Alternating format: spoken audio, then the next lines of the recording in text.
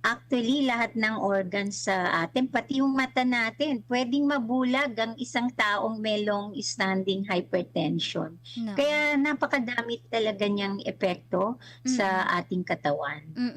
Unang-una 'no, this is a yearly reminder natin 'no, na every May, ay pinapa-remind natin sa mga ka-partners natin ang kahalagahan ng pagkuha ng ating BP. Unang-una, pag-usapan muna natin ang hypertension. Ayan, mga doctors 'no, ano po ba 'pag sinabi ang isang tao ay may hypertension, ano po ang ibig sabihin niyan? Yes? Dolet muna. Anyone? Okay. Okay. Um, Pag sinabi, ang hypertension, ang ibig sabihin nun, mataas yung presyon sa loob ng ating mga ugat. Pagka nagpakuha tayo sa Ingles ang tawag natin doon, high blood pressure. High Pag blood. nagpakuha tayo ng BP, Mm-mm. merong dalawang numero, di ba? Halimbawa, 120/80. Yung itaas, ang tawag doon systolic pressure. Yun ay dahil sa pagtibok ng puso natin, no? Yung ilalim, diastolic. Yun Opo. ay pag nakarelax yung ating heart in Mm-mm. between beats. So, sinatawag natin na may hypertension ng isang tao pag ang blood pressure niya ay equal to or mas mataas sa 140/90 millimeters mercury Mm-mm. na na-document in 2 occasions. Mhm. Ayun. So, yun yung batayan pag sinabi na may hypertension na ang isang tao. Okay. Si Doc Bimbo naman ang tatanungin ko, no? Dr. Diaz, ang isang tao ba na nakuhanan, let's say, nag-check ako ngayon, mataas ang BP ko, ibig bang sabihin nun, hypertensive na ako? Or, kailangan pa ako maghintay ng ilang araw, mag-check ulit ako para ma-confirm na ako talaga ay hypertensive or high blood talaga Ah, ako. Magandang tanong, Met, Mm. kasi marami na natatakot magpakuha ng BP kasi usually pag kumuha sila ng BP agad-agad mataas ang BP. Yun, Sabi niya, oo. hindi accurate yan. Mm. Kasi nga hindi naman nagpahinga. Dapat ang Ayun. pagkuha ng blood pressure ay resting blood pressure. Yung nakapag-relax, nakapagpahinga. Opo. Kung hindi nag-exercise, yung ordinary minimum of 5 to 10 minutes Mm. bago ng blood pressure the correct way.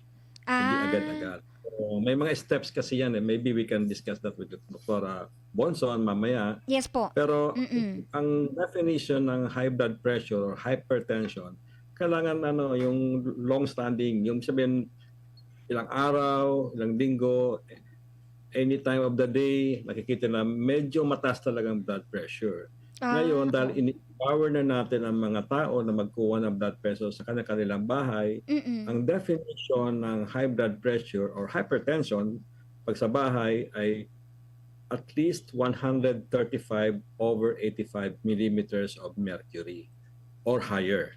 Pag Opo. sa doctor's clinic, Oo. 140/90 or higher. So kailangan sa clinic man o sa bahay man, consistent mataas ang blood pressure. So pagka ganyan, ay consider na silang may hypertension and therefore mandatory sa kanila, sinasabi ko, mag-lifestyle change na sila. Ay, oo. Kain, weight gain, pwede namin i-discuss yan mamaya. Mm. Dok, bakit gano'n? Meron kayong meron para sa bahay, meron para sa clinic, Dok. Bakit gano'n? Yan ang definition ngayon ng hypertension na hindi lang dapat minsan on different occasions. Mm. Kasi nga, pag sa clinic, medyo madalas na may nakikitang stress-induced sa doctors. Takot sa Kaya tawag doktor? nila white coat hypertension. White coat Ayun. hypertension. Oo. Yes. O kaya pagka So, nakita sa clinic, nagpunta sa clinic at alam nila na, teka muna, eto na. Ito yung babatayan kung kung tatanggapin ako sa trabaho nagpapacheck ka, no? So, takot ka na. Parang ganon. May pressure. No, Doc? yes. Mm.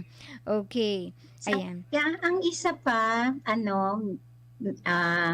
madali na kasing monitor ng blood pressure sa bahay.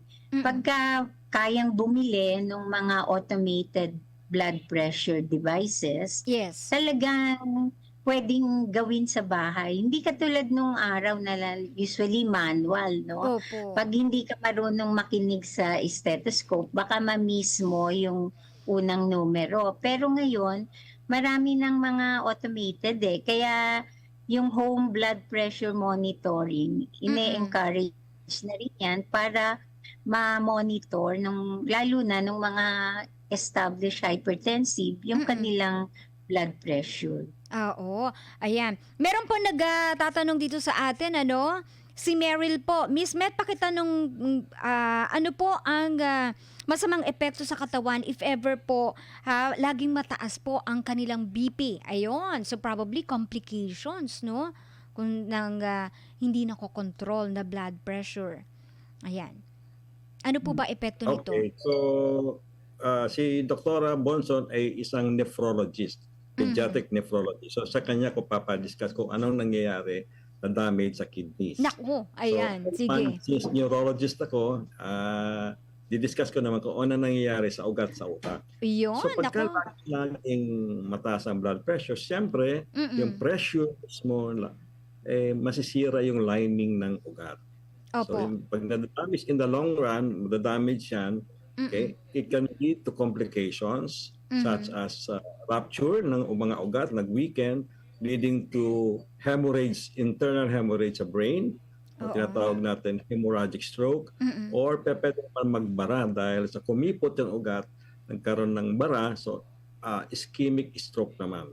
So dalawang klaseng stroke ang dinudulot ng uncontrolled hypertension. Dahil walang cardiologist dito, sabihin ko na rin, sa puso rin, no? Sa Pagka puso. laging mataas ang pressure, nangihina yung puso, yung mga muscle ng puso, eventually, it can lead to heart failure. Naku po, kawawa Okay? naman ang So, si puso Dr. Bonson natin. naman, mag-ano dun sa kidney. Ano Ayan, nangyayari sa kidney. Ano bang epekto naman ito sa kidney? Ayan, Dr. Bonson. So, pagka masyadong matagal na hypertensive tapos hindi alam na may hypertension pala sila. Kasi alam mo, Met, mga more than 1 billion people all over the world hypertensive. Kalahati doon, hindi nila alam na hypertensive sila. So, pag sobrang taas ng blood pressure, tulad ng sinabi ni Doc Bimbo, una, yung puso natin sobrang hirap sa kanyang pag-pump, no? Pangalawa, nasisira nga yung lining ng mga ugat. At yung mga organs na naaapekto, napakarami. Yung puso, yung brain, yung kidney. Kaya may tinatawag din tayong hypertensive kidney disease, pag long standing. At saka kadalasan yung mga sakit sa kidney, nagkukos din siya na tumaas yung blood pressure natin. So, actually, lahat ng organs sa atin, pati yung mata natin, pwedeng mabulag ang isang taong may long standing hypertension. No. Kaya napakadami talaga niyang epekto sa ating katawan. So yun, mga kapartners, kailangan po ay kinokontrol natin, no? Kung kayo po ay na-determine before na hypertensive kayo or mataas nga po lagi ang inyong BP, kailangan kontrolin natin ito. By the way, batiin lang natin mga kapartners natin, Amelia Elios nanonood sa atin. Good afternoon, ma'am. Gayon din si Kyoko Sudoo. I guess taga ano to, no? Kapartner natin from Japan. Oo, si Amelia daw ay nanonood sa atin ngayon from Hong Kong. Ayun, Miss Met, pakitanong po sa ating mga doctors, bakit po ganoon? May mga times po na mataas ang BP ko at pagka po chinek, meron po akong UTI. May relation po ba ang urinary tract infection sa pagtaas po ng BP, mga doctors? Ayan. Ako ba sasagot, Bimbo? Una, dapat ma-realize natin, pag kumuha ka ng blood pressure, dun sa time lang na yon, no, yung BP na kinukuha mo. Opo. Yung blood pressure natin 24 hours yan Kaya nga pagka bago nating dinadiagnose ang isang tao, para ma-establish talaga na hypertensive, meron tayong ginagawang 24-hour blood pressure monitoring, may ambulatory BP monitoring, may kinakabit sa arm at minomonitor noon yung BP Mm-mm. sa buong araw, no? Pero pagka meron kang pangkuha sa bahay, pwede ring 3 times a day i-measure mo yung blood pressure mo. So, pwedeng mangyari na minsan mababa yung kuha, no? Saka Mm-mm. kailangan Mm-mm. tama ang pagkuha noong blood pressure. Kasi pag mali, maiiba talaga yung reading. Oo. Kaya sina Doc Bimbo nga saka yung dalawa pang miyembro ng Philippine Society of Hypertension, meron silang how to measure your blood pressure correctly. Nasa YouTube yan, no, Bimbo? Oo. Yung sa ginawa nyo Mhm. na how to measure BP correctly. Ayun. Ngayon, yung UTI at blood pressure, medyo walang direct na relasyon yung dalawang yan. Unless merong problema. Kasi Mm-mm. alam mo, sa totoo lang, kung minsan nadadiagnose yung UTI kahit wala namang UTI talaga. Kaya medyo mahirap pong sabihin na UTI nga ba talaga yung sa nagtanong, ano? Mm-mm. Although, pag sobrang complicated ng urinary tract infection and Yes. it has been going on for quite some time, pwede niyang masira yung kidney. Mm-mm. At pag mababa na yung level ng function ng kidney natin, pwedeng maging hypertensive, no? Oo. So, kailangan ilagay natin sa tamang konteksto yung katanungan noong Mm-mm. nagtatanong. Ayun. Okay, sige, napag-uusapan na rin lang ang tamang pagkuha ng BP. Tanong natin si Doc Bimbo. Okay, Doc Bimbo, go ahead. Before ko sagutin yan, Yes, Doc. I think importante kasi si Dr. Bonson ay isang pediatric nephrology. So, Ayun, as sa mga president of bagets. in- Opo. Society of Hypertension, I think kailangan na natin sabihin na ang high blood pressure ay hindi lang for adults only. Uy, pati pang bata na Meron ng mga din. pediatric hypertension. So Oh. napaka-importante yan kasi bata pa. Alam mo kasi nagbago na yung lifestyle. Nakita mo naman Yes, siguro. of course. Yung mga bata ngayon, parang mga teenager na, parang adult na minsan ng ano, no? Napupuyat na Dr. sila. Bonson, I explain yung pediatric hypertension. Yan, sige nga po, Doc. Ayan, buti nabanggit ni Tama. Doc Bimbo. Yes po, go ahead po, Dr. Bonson. Okay. Oo, hindi natin natatouch kadalasan yung pediatric hypertension. Pero gusto kong sabihin na may mga batang hypertensive, no? Kaya lang, ang pediatric patients kasi iba-iba yung age group. Opo. Merong mga kapapanganak pa lang hypertensive na pwedeng dahil sa congenital reason yon or hormonal, yung Inborn. mga hyperaldosteronism. Pero ang masasabi ko ngayon, yung adolescent hypertension, yung medyo malalaki na 10 years old and above, marami na ako nakikitang hypertensive at ito ay usually kaakibat ng pagtaas ng obesity. Sobrang matataba that it can cause them to be hypertensive. Opo. At yan, I think, lifestyle yan eh. Ang dami nating mga fast food, kung ano-ano yung na-order nila online na high-calorie food. Tapos, lagi sila nakaupo sa harap ng computer.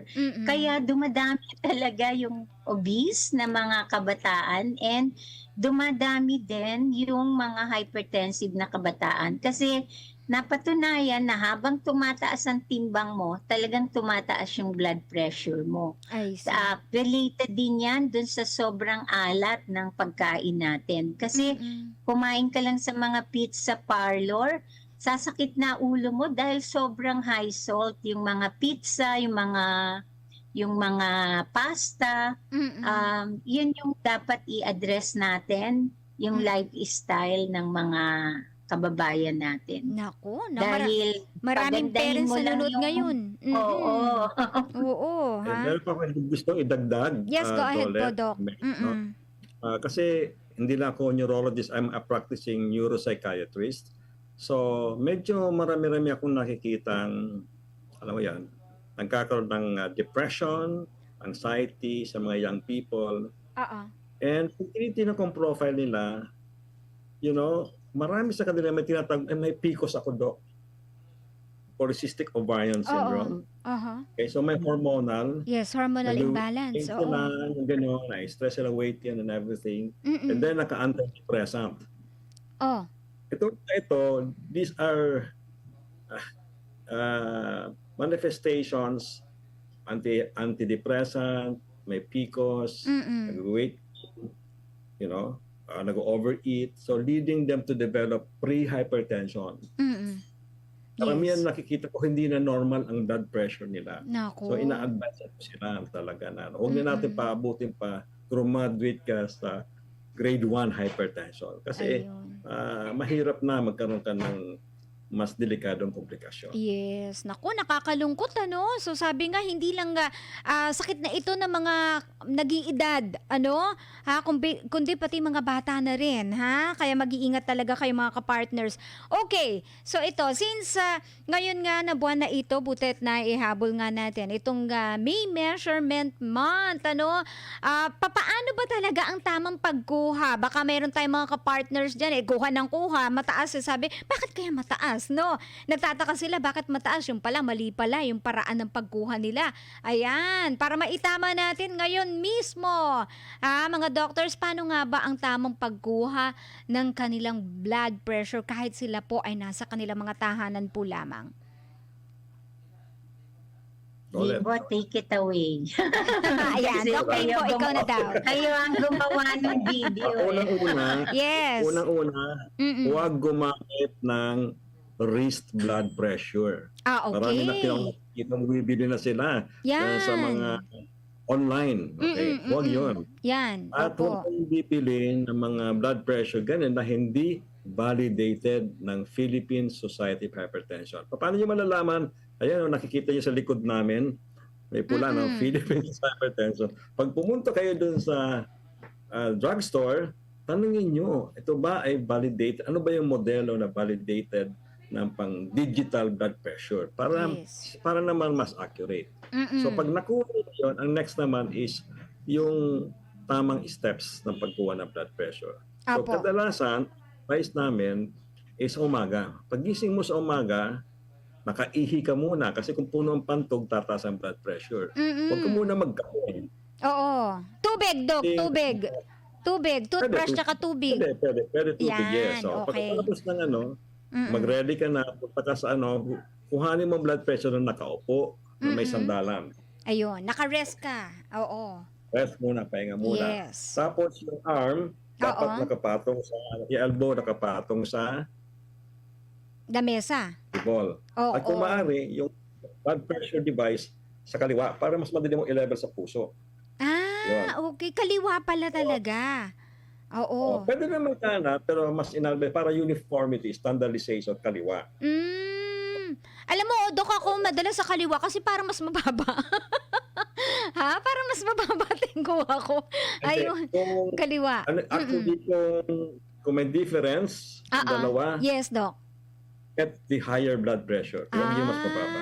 Ayun. Meron talaga may mga, then you can consult the doctor bakit gano'n. Opo. Meron talaga, pero usually halos parehas lang yan. Okay. Susunod naman dyan, nakaupo, okay? Kung ka na magbabasa ng mga nakaka-stress sa cellphone, alisin mo yung cellphone mo.